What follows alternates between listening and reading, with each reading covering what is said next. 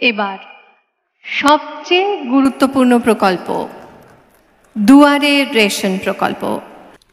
এক একটা পরিবারে যদি একটা পরিবার থাকে 5 কেজি রেশন, যদি 5টা পরিবার থাকে একটা বাড়িতে 25 কেজি। আমরা নিশ্চয়ই কেউ অমানবিক নই, ঘাড়ে করে 25 কেজি পৌঁছানো সম্ভব নয় এবং ঘাড়ে করে 5 কেজিও পৌঁছানো সম্ভব নয়। তাহলে একটা বাড়ি দিতে যেটা টাইম লাগবে, তাহলে সেই টাইমটা 1 বছর লেগে যাবে একটা পাড়ায় দিতে। এই জন্য আমার সলিউশন হচ্ছে, আমি যেটা ভেবেছি, এক একটা লেনে একটা গাড়ি যাচ্ছে, মধ্যবর্তী এরিয়ায় একটা সেন্ট্রাল প্লেসে দাঁড়াচ্ছেন, কিন্তু এক একটা লেন আবার অনেক বড় হয়, 1 কিলোমিটার, 2 কিলোমিটার, 3 কিলোমিটারও হয়।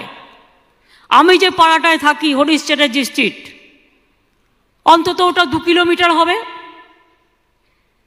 কাজে 2 কিলোমিটারে যদি একটা গাড়ি যায়, তাহলে ওই 2 কিলোমিটার হেঁটে আমার লোকগুলোকে আসতে হবে। তাহলে আর আমি কিন্তু দুয়ারে রেশন থিওরিটা বলতে পারবো না। কিন্তু আমি যদি 2 কিলোমিটারটাকে 4টে ভাগে ভাগ করি, আমি 500 মিটার পর পর একটা গাড়ি দাঁড়াবে।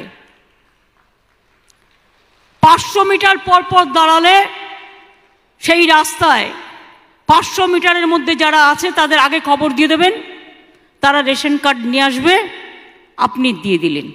আমার মনে হয় this can be a good solution. 500 metre মানে বেশি দূর নয়, ঠিক তো? এখান থেকে ওই অ্যাসেম্বলি পর্যন্ত, ওর মধ্যে কত বাড়ি আর পড়বে? ম্যাক্সিমাম 50-100টা বাড়ি পড়বে।